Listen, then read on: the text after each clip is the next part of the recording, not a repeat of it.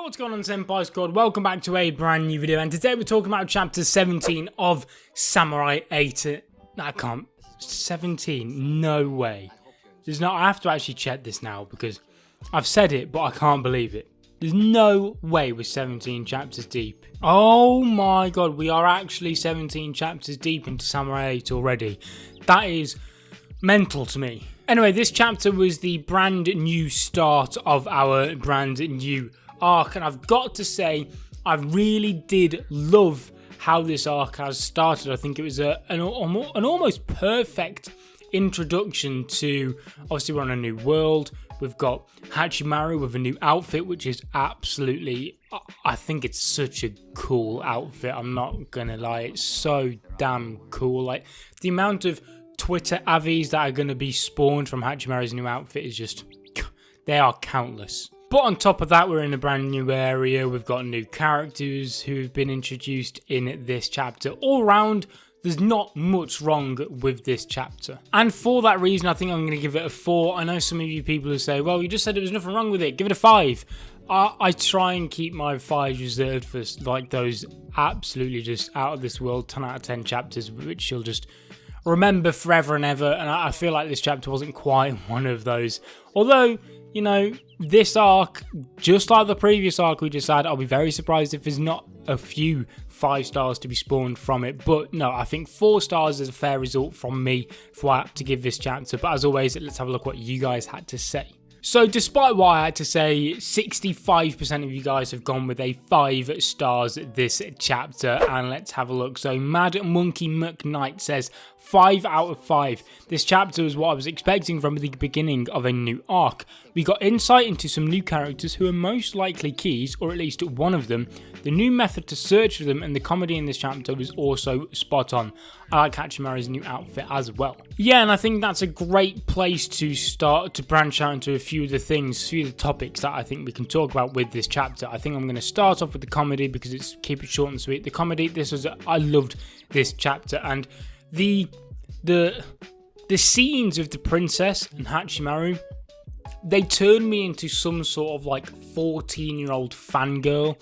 Like, I feel like a genuine shipper when I see these two people. Like, I feel like I've become what I have hated, but I absolutely adore the two together. I think the princess is so damn adorable, and when she's so shy around Hachimaru, I love it. I love it. I need it to be the end game of this series. I can't believe that Samurai 8 out of all series has reduced me to being some sort of crazy fangirl shipper. It's beyond me. Talking of the new method of finding keys as well, I think that was quite interesting. It kind of reminds me of JoJo's and the stands, and how stand users are sort of attracted to each other. In this case, however, it's different keys are somehow attracted to each other, and you can track them down by downloading like a software within you. It's such an odd series, Samurai. Like, I know Kishimoto wanted to do a sci-fi series, but this is like ultimate sci-fi. It's crazy. It's going to take a lot of getting used to, but I do like it, and I think for that reason, I don't know, I keep saying, people tell me that, you know, I know Kishimoto said it's going to be 10 volumes long, but Naruto was listed to be 15 volumes long, and it ended up being, what, like 70? I do understand that, and I do realise that volumes, early day volume numbers, do not correlate with what is actually going to end up being the right amount of volumes. So when Kishimoto says 10 volumes for Samurai 8, the likelihood it probably will be above that, 15 maybe, but I don't think it's going to be 70. Some people, I can't see this series going on for hundreds and hundreds and hundreds of chapters. I can't see it at all. I can see it maybe this series being 100 to 200 chapters max. I can't see it being any more than that. And how did I even get onto this topic? Anyway, moving on to the thing which I've been most excited to talk about from this chapter, and that's the 2 new characters who have been introduced to, whose names I can't quite remember. I'm going to try to throw a random guess out there that it's Rui and Kusanagi. I do not know why those names have sprung to mind, but I really like these guys. And although I feel like a tragic backstory is very likely enough. I almost feel like it's sort of predictable with these characters. It's still going to hit hard. Like, I can imagine it's probably going to be something along the lines of, because obviously these two brothers or friends, I'm not too sure what they are, whether it is actually said if they're brothers or friends, but they're definitely very, very close. They probably grew up together from young kids, and I imagine they're probably homeless. Considering they're both idiots, I imagine a lack of education amongst them, probably parents dying, all the sort of stereotypical background stuff for characters in anime and manga, you know what I mean? But with it being Kishimoto, you know it's going to hit you where it hurts. Like, you chuck a black and white filter and some violin orchestras behind one of Kishimoto's backstories, and it is a recipe for tears. But I imagine because of their backstories and their past, that's probably what's forced them into doing robbery like they're doing right now, sort of turn them into little bandits, because I can't see many of the reasons why that would be the case. And although I think this is going to be even more sad, and part of me, or the one part of me that sort of thinks that this won't be the case, is it wouldn't surprise me if one of these two died. Now, more specifically, the blonde, I'm going to call him blonde because it's light coloured hair. The light haired guy, the less of an idiot, but still an idiot, that one. I can see him potentially dying, because the other dude, he looks like he's going to be a key, because he's asking the other guy, which ones do I cut down? Now, that could just be because he's that much of an idiot, he doesn't know who he's attacking. Or maybe he does the dirty work and the other guy does the robbery, because one of them's a key holder and the other one's not. Maybe that's the case, and because of that reason, the key holder is one you'd imagine to be the one that survives it in this arc, if any of them die. But the reason I could potentially see neither of them dying is it too soon to sort of rehash that whole character that is important to another character dies in order to progress the other character? Because obviously we had Hachimaru's dad, which obviously progressed Hachimaru's character just astronomically.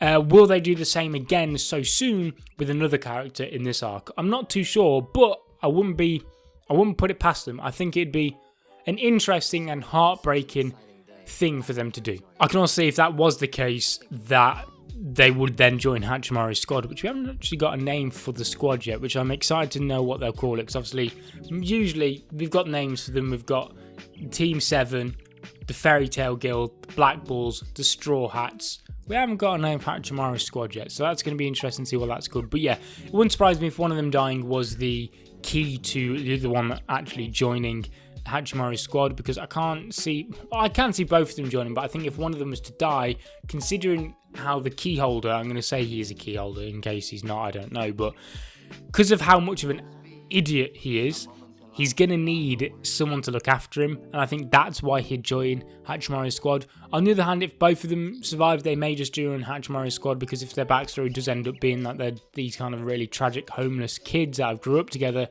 then Hachimaru and Daruma offering them a home on their ship, maybe that will be incentive enough for them to join. I'm not too sure. I'd like to know what you guys think of these two in the comment section down below. It could be that I'm just completely overlooking it, but I think, you know, they really intrigued me in this chapter. Straight away, they give off a really enjoyable vibe. Like, there's something likable about them.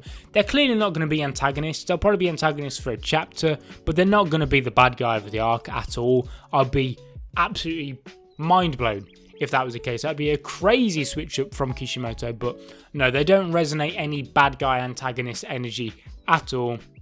They'll be the bad guys for a chapter or two at most, but I'm interested to see who the actual antagonist is going to be in this arc, because obviously we saw as well in this chapter that Atta has to go and deal with them in person this time, because it wasn't enough before. So likelihood is Atta's going to be back, and I can't wait, because Atta, I love that Kishimoto didn't just chuck away the first villain for the first arc like a lot of series do. He didn't end up being a Zabuza. He's actually stuck around, and he's an integral part of the antagonist organisation. So love it. Liked this chapter a lot. Cannot wait for the next one. I've got high hopes for this arc, and it feels like I'm reading Kishimoto all over again, because obviously I am, and I'm so happy because I've missed Kishimoto so damn much. Guys, leave a like on the video if you enjoyed, subscribe if you're not ready to become a member of the Senpai Squad. Leave all your thoughts and opinions in the comment section down below. As